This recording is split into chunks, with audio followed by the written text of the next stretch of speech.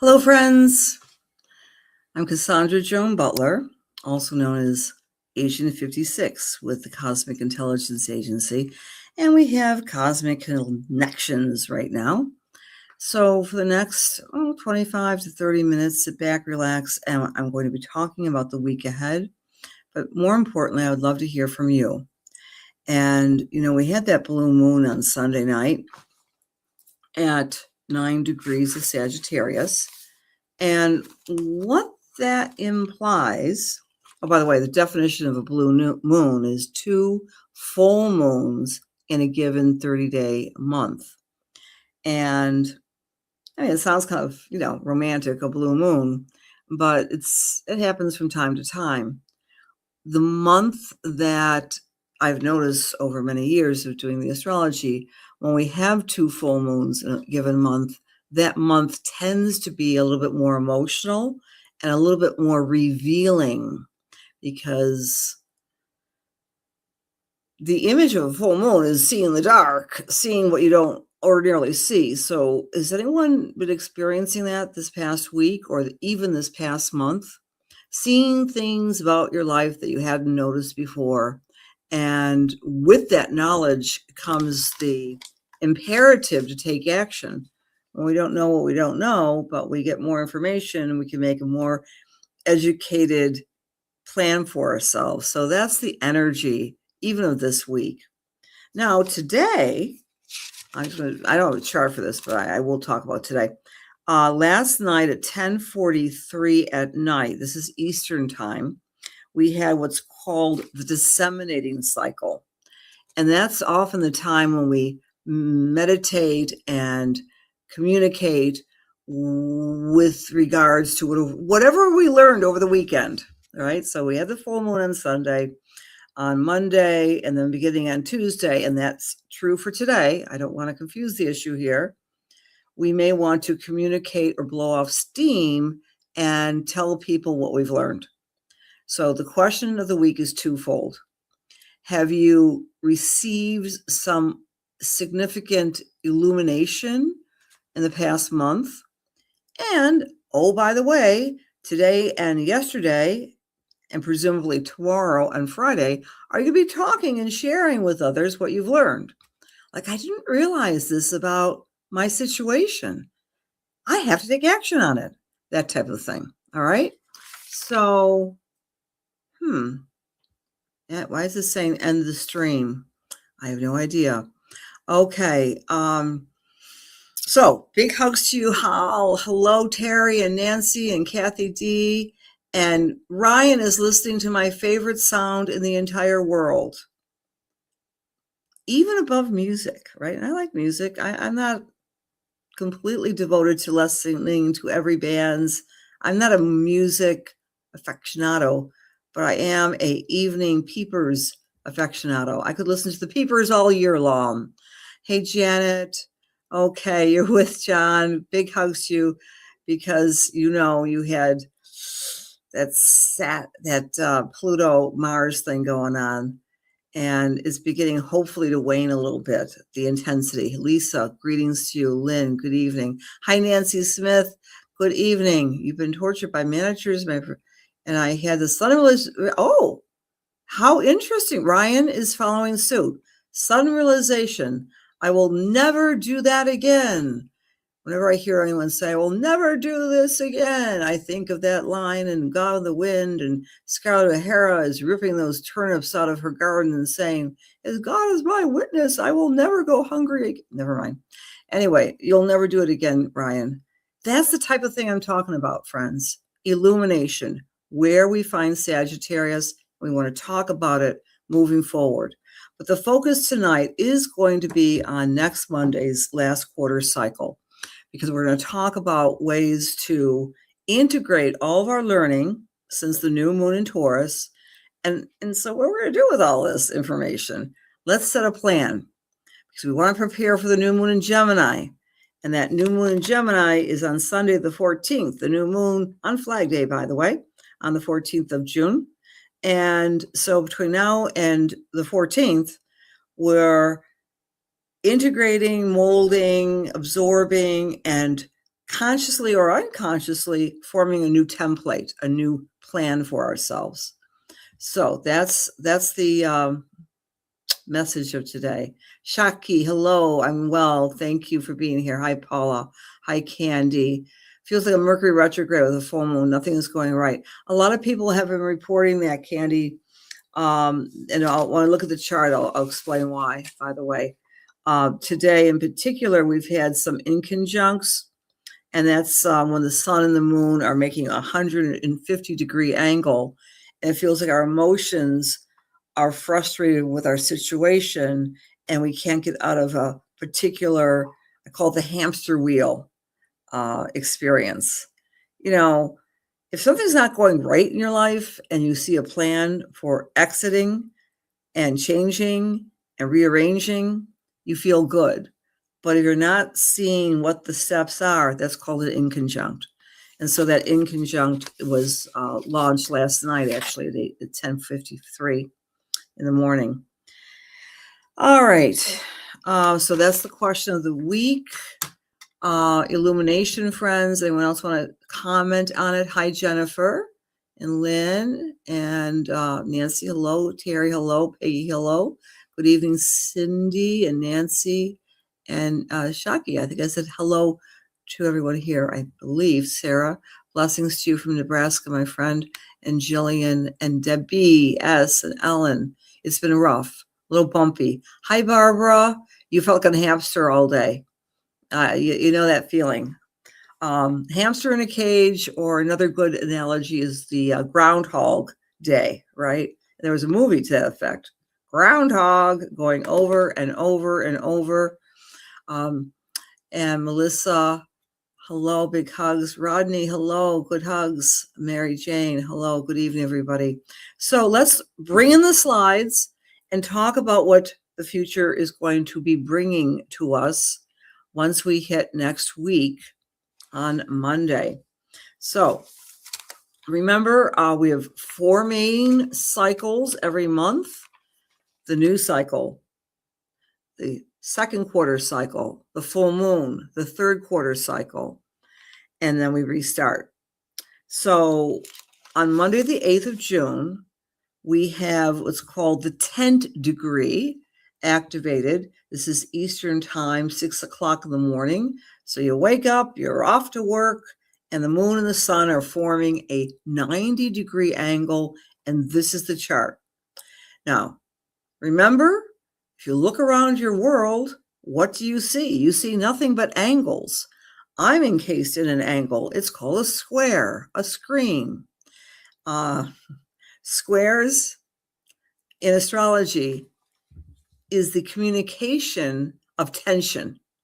So when the sun and the moon are squaring each other, it looks like out there in the lunar skies, a half moon. And so that implies it's time to really pull up your bootstraps and get to work and build something new for yourself. So for next week, Monday, the focus is on Pisces. The focus is on Pisces because that is the lunation or the degree of our focus. So it's not quite here. It starts on Monday. It goes throughout the week until then we end up with our new moon. I'll talk about the new moon next week. The gigantic tent is the Sabian symbol. It goes something like this. A charismatic leader is attracting many followers from the revival tent. Back in the day, there was such a thing in at least our American, and I think across the Western world, probably all cultures, tent revivals. People would gather around the speaker, and this charismatic speaker is attracting many people. And so you can interpret it in your own life, who in your life is giving you drama. And you can look at it in the outer world, social political scene, who is the charismatic leader that's creating drama and wants that audience, the gigantic tent. But we want to look and make it personal in your own chart. Go to where 17 degrees of Pisces is. Now, one of the natures of next week's energy is that we have what's called a grand trine in water.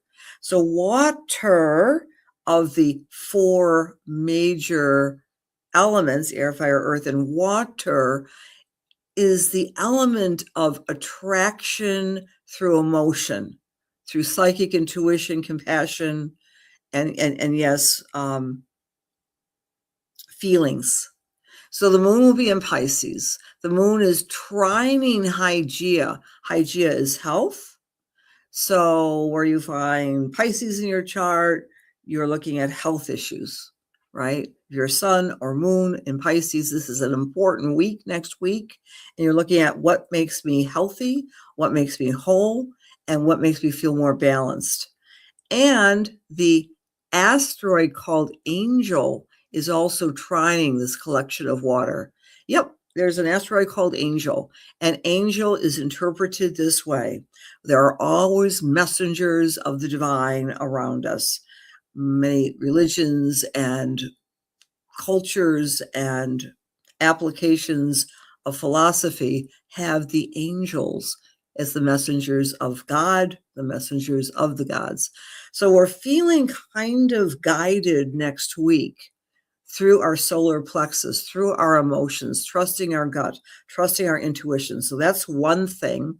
And it's all about activating our inner psyche and our Hygeia.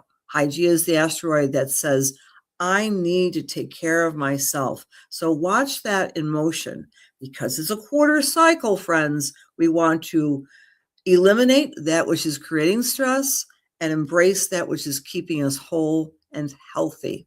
The moon is sextiling. Here's the moon sextiling. Sextiling what? I wrote that down. Oh, it's sextiling Mars. Pretty darn exactly. Mars is the energy it takes to do something new. So the emotions are the moon, Mars is action. So the moon, our emotional body, and our physical body are working in tandem next week, right? Oh, I know it's going to make me feel healthy, working out. Oh, goodness, I suddenly have more energy to walk, run, or go to the gym. It feels good. So take hold of this cycle and jump right in, and because Mars will help you. Mars is either the destroyer or the warrior, or it's just plain old-fashioned action. So that's a good thing. Venus is conjunct beautiful Jupiter. Our love and our comfort comes first. How am I going to make myself safe? We're really feeling in a chaos, or the world seems to be more and more chaotic. And one of the things that what happens to the Cancer part of our charts, we want to do something that makes us feel safe. So safety first, security second, and we may be a little bit more, I want to say, protective of our finances, protective of our resources, protective also of our time, not giving away our time. Cancer is a sign that is often like the crab. It's hard on the outside, but very sensitive within. So make something special for you happening next week, whether it means meeting with friends, going out for a nice meal, cooking a nice meal, sharing food with others, because Cancer can be food and hospitality. Meanwhile, speaking of food, Uranus is conjunct Ceres. That's going to create some flip-flop with our necessities in life, whether it means utilities or food or clothing or shelter. There feels to be like a lot of dramatic energy in the air next week. Again, the reaction is safety, be more conservative with our time and our treasure. All right. I'm going to go back now and go through all the signs for you guys. And hello, Angela. Hello. Okay, we're the poster couple for the cycle. Yes, because you're Pisces sun and John is a Pisces rising. Yeah, you really will feel this. And the idea for the Pisces part of our charts, Jan and John, all you other Pisces folks like Ryan, is think in terms of what can I do to rebuild my life? I've been through some difficulties, and if you want to get real specific about it, go back to March 3rd when things were being illuminated for you Pisces people or the Pisces part of your chart. But right now, let's talk about the week ahead. If you're Aries or Aries rising, this lunation on Monday until the 14th of June is asking you to rest, Aries, to go within, to trust your instincts, trust your intuition, baby yourself physically, but allow your intuitive body to shine brightly. If you're Taurus or Taurus rising, it's time to connect with your friends, maybe have a social event, or at least contact them, bless them, engage with socialization. You'll be motivated to do that, Taurus. Next week, the Geminis will be looking at their career. How am I sharing with the outer world? If you're not working right now, that's okay, Gemini. You all have something to share with the outer world. It might be community service. It might be what have you, being a leader in your hometown. But the Geminis want to get out there and they'll find a way to bring that into their life routine. For Cancer or Cancer rising, the focus is on expansion of your mind through travel or learning, at the same time doing things that gives you pleasure, because Jupiter and the planet of Venus is right there. It could be a romantic time for the Cancers as well. Leo or Leo rising, this energy is saying you got to look at the long run with your finances. How secure are you? Not just this month, but the month after and so forth. So Leos will be very financially oriented next week. Virgos are going to be very relationship oriented with this lunation. They'll be looking at who their true friends are, who their true BFFs are, all of that wonderful stuff, and making plans along that line. For our Libra friends, this week is perfect for you to take care of your health. If you've been off the or on the wagon, if you've been neglecting your health, Libra, it's time for you to get back on the wagon. Work out, walk, run, stretch, eat better. That's where our Libra friends beginning next week. Scorpio, time for a little romance, time for a little fun and creativity. That's what the lunation is heralding for you. For Sagittarius or Sagittarius rising, next week's energy favors greater closeness with your family, using your humor and your charm to create stronger ties with family members, or simply doing a deep spring cleaning.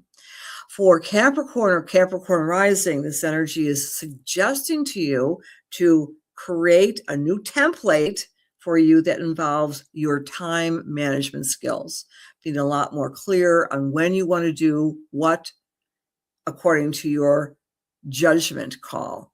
So, time is one of the two valuables in life, time and treasure. Capricorn takes care of the time piece next week. Now, the Aquarius, on the other hand, takes care of the financial aspect. They'll be, doing a little accounting of their income and identifying what is a necessity and what is a want. They might be spending something very strongly next week, but doing so with a lot of logic attached. And our Pisces friends, or the Pisces parts of our charts, is what's being activated. You are in the spotlight. You have much more clarity next week, Pisces, as to what you want to do in your life and who you are. Celebrate you, Pisces. This is the only lunation in the last quarter cycle of the whole year that's focusing on you. You are ready to rock and roll and take charge and take names, as they say. All right, there you go. Okay, great feedback, Donna. A lot to anticipate. Yes, crabs taste delicious. They certainly do, Ryan. Hi, Donna M. Hi, Susan J. And Pisces for Melissa. Big hugs to you. Any spirals? Okay. I'm so sorry. Condolences to you, Anne Marie. Of course, if you ever want to come in for a personal message for mediumship and good old-fashioned astrology, feel free to book with me if my thumb doesn't find you tonight. All right. Anticipation, right, Cindy? It's going to be a nice week. Fun, fun, fun, fun. Mary Ann, I'm glad you're in Atlantic City and you're a Virgo. So you want to have a lot of fun with your friends. Everyone celebrate Ryan and Jan. Yes, indeed. All right. Here we go. Dear God, please allow me to serve. Please allow my words be filled with love, light, truth, inspiration, and healing for the highest, for the best, as we align ourselves with the Holy Spirit. And I am with Lynn. Hi, Lynn. My thumb came to you, my friend. So as I'm tuning into you this evening, the first thing I'm feeling with you is exactly 50-50. You have 50% of you wants to move. The other 50% of you say no. And so you've been doing like this fence sitting. I don't know your chart offhand. I may have read for you. I'm sorry, but I don't have your chart memorized right now. So I'm going to do this totally intuitively.